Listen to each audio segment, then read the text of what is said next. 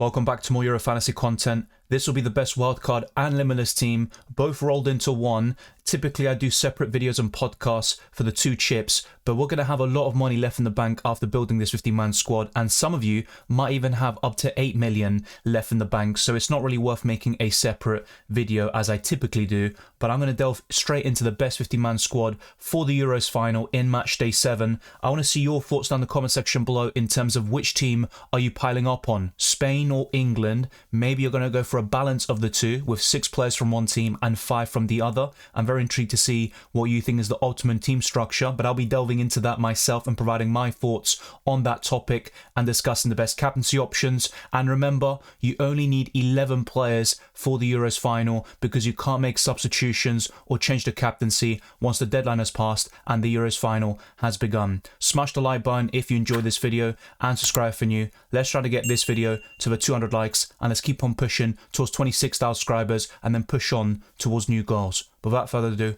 let's jump straight into it. There are key differences between the wildcard and the limitless, but in Matchday 7, they're pretty much the exact same. We only have one matchday left, so the wildcard's permanent changes don't really come into play, and it's going to be a free hit in essence for Matchday 7. And in terms of going over the budget, which is the main appeal of the limitless, well, even if you go for the most expensive players in the goalkeeper, defender, midfield and forward positions, you're still not going to go over budget. So I've always said this, the limitless loses a lot of its potency as you get deep into the competition, and that's why I generally recommend using it as early as possible, and my preference is the group stages in either Matchday 2 or 3. If you've still got both chips remaining and you're probably going to ask which one should I use, just the limitless, I guess, but honestly, it makes no difference whatsoever, as you'll find out as we build this 50-man squad for the wildcard and limitless boosters. By far the simplest position is the goalkeepers. We've only got 2 to choose from, and Unai Simon is the starting goalkeeper for Spain. He's got 31% ownership, and he's the highest scoring goalkeeper left in this competition. I slightly regret going for him over Magnan when France took the lead, but those fears were quickly assailed as Spain ultimately ended up winning the game. They've been the best team in this tournament, but Unai Simon in particular has been quite decent. He can save penalties, but there are suspect moments in him, and I think he can make some mistakes, maybe even in the final itself. Let's wait and see, but Unai Simon is still a decent Euro fantasy option in goal. The second option, of course, is going to be Jordan Pickford, and it's very close in terms of which goalkeeper to pick. And if you're favouring England, then of course you'd go for Jordan Pickford, and even if you're backing Spain and go for 3 defenders, you might want to balance things out in the defensive line and go for Jordan Pickford over Unai Simon. I think both of them have a similar sort of ceiling and floor, and I don't really see a guaranteed clean sheet for either team, but it ultimately depends on your predictions, and I'm backing Spain for the win at the moment, and I think they could keep a clean sheet. So, of course, I'll build a starting 11 at the very end, but Unai Simon will be my slight preference in goal. Aymeric Laporte is stepping up in the knockout stages with plenty of ball recoveries. I bought him when he had roughly 5% ownership. That has actually doubled, and in fact it's 12% at the time of this recording, and he's still got much lower ownership than the other Spanish defenders, so I'd highly recommend Laporte as a differential with ball recoveries. The goal threat might not really be there, but Laporte is a very solid choice in the defence. I would argue he's probably the second best. There's a certain Englishman who is the best defender left in the game, and we'll talk about him very soon. But next up is Dani Carvajal, who was suspended in the semi-finals after picking up a red card, and even before that he was already suspended because of 2 yellow cards going into Matchday 6, but he's available for the final now. He's one of the best right backs in world football. He scored in the Champions League final, so I think Dani Carvajal could be a very solid choice here as well. He can get ball recoveries, he has assist threat, and it wouldn't surprise me if he put in another colossal shift in the Champions League final. The third defender is Marc Cucurella, so I'm going all in on the Spanish defence, and if you can't really decide between Cucurella, Carvajal and Laporte, why not go for all 3? But my personal preference at the moment is Laporte, despite the fact that he's priced a bit more expensive than Cucurella and doesn't have the attacking potential of Carvajal. I still think the low ownership is very appealing and the ball recoveries is also there. But next up is the best defender left in the game, and even if you back a Spain win and a clean sheet, I'd highly recommend Marc Guéhi, who has 31 points. He was suspended back in the quarterfinals, but came back in against the Netherlands in Matchday 6, played quite well, only 3 Euro fantasy points, but he can always get ball recoveries, and if England keep a clean sheet, I could see Marc Guéhi getting 7 to 9 points very easily, but I have to say the chances of that happening are very slim from my personal perspective. The fifth and final defender is between Kyle Walker and John Stones, and I'm going to go for the cheaper and lower owned John Stones on this occasion. There's only 1 point separating the two of them, and ball recoveries are also very close between the two Manchester City defenders, but I'm going to go for John Stones, and ultimately, if you can, especially on a limitless or wildcard, I'd recommend going for lower owned players when possible and get those rank rises to win your mini leagues.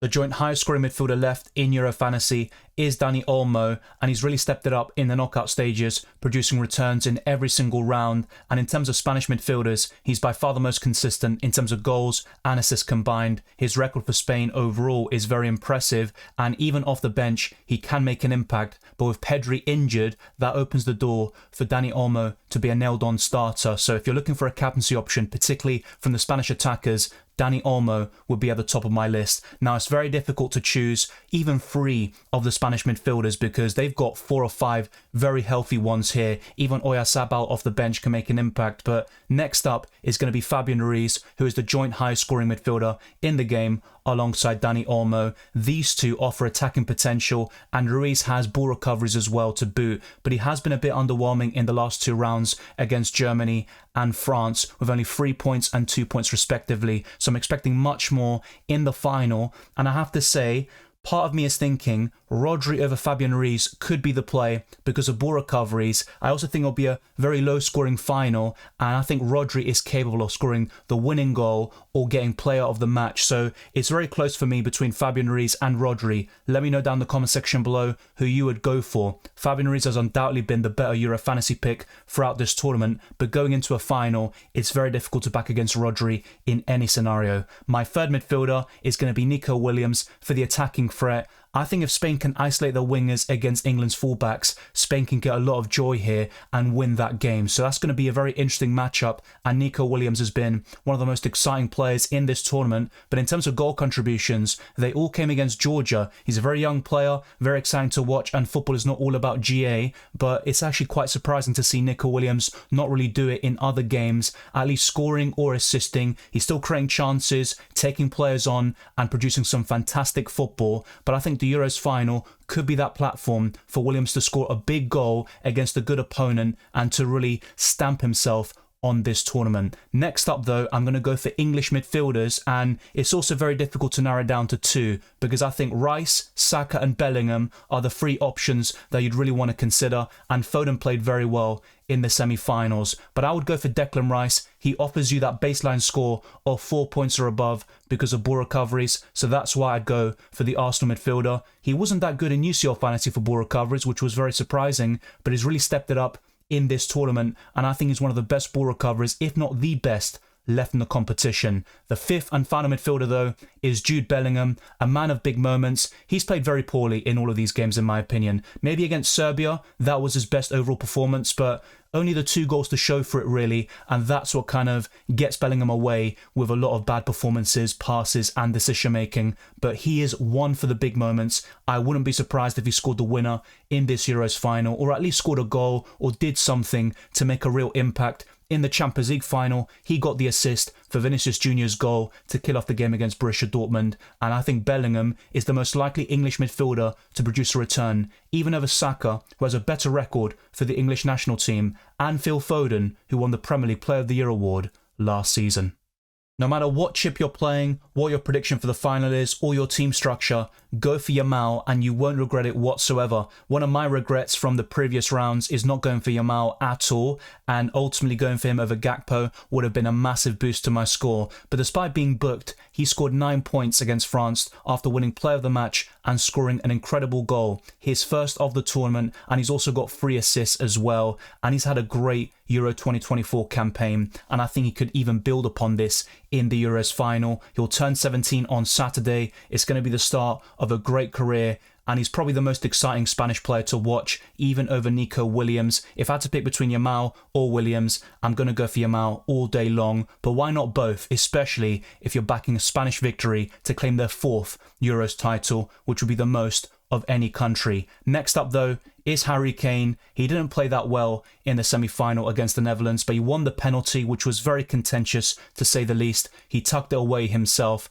and Harry Kane can score these goals. He's the joint top scorer of this tournament with Dani Olmo, Gakpo and Mikkelce, but Dani Olmo currently leads the Golden Boot because he has 2 assists as well, and that's going to be the tiebreaker, so to speak. But these 2 strikers have to be in your team, Harry Kane and Yamal, and then it's up to you whether you go for Ferran Torres, Morata, but because I've got 8 Spanish players already, which is the limit, you can't pick more than 8 players from a single country, even in the Euros final, I'm going to go for an Englishman, and it's between Tony, Bowen and Ollie Watkins, and I'm going to go for Ollie Watkins, who scored that winning goal against the Netherlands in the dying embers of that game. A great combination with Cole Palmer, and Watkins can stretch defences, and I think he's more likely to come on than Ivan Toney or Bowen in the Euros final, even though Toney was the substitute who was coming on, making an impact in the round of 16 and quarter-final. So England have plenty of options on their bench to change the game. It's up to Gareth Southgate on the day. He's made some very good substitutions, to be fair,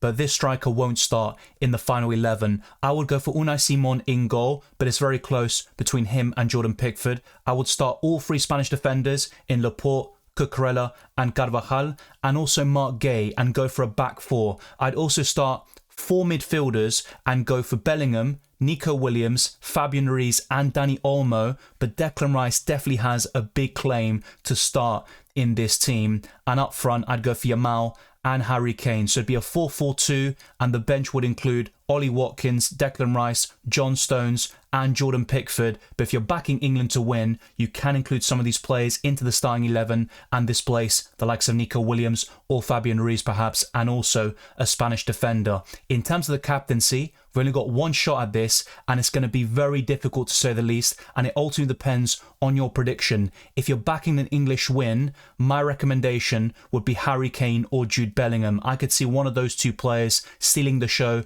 and being the difference maker. For Spain though, Yamal, Dani Olmo, and potentially someone a bit kind of left field, maybe a Fabian Ruiz or Rodri. I really have a feeling about Rodri in this Euros final, but he doesn't make it into this squad. Like I said before, there are some 50-50 calls to make, even John Stones versus Kyle Walker, Bukayo Saka over one of Declan Rice or Bellingham, maybe over a Spanish midfielder if you're backing England to win, and that's going to be very difficult to decide. But I think Rodri is the biggest miss of this 50-man squad alongside Bukayo Saka. Not having those 2 could hurt, and Rodri would be one of my tips for the Player of the Match award. But my favourite captain is probably Dani Olmo or Yamal. That's the way I see it. And in third, I'd probably put Harry Kane and Bellingham 4th. Let me know your thoughts down in the comment section below. I can update this captaincy ranking when I discuss my team selection very soon. And if you want to see another video, whether it's transfer tips like I do for FPL, but this time for the Euros final, then be sure to let me know. I can tell you the players to buy from Spain and England and those to avoid. So I'd be very interested to see your thoughts. But thank you very much for watching this video and listening to this podcast. If you enjoyed it or found it useful, then be sure to smash the like button and subscribe for new. Let's get this video to the 200 likes, and let's keep on pushing towards 26,000 subscribers and beyond. Follow me on Twitter and Instagram, DylanRCM, and check all the other links in the description below for my Patreon, the Championships Discord server, Euro Fantasy League, Draft Town, and also Spotify. Follow me on that platform and leave a 5-star review. It goes a long way to support my channel. I wish you all the best of luck for Matchday 7 and going into the new season in FPL.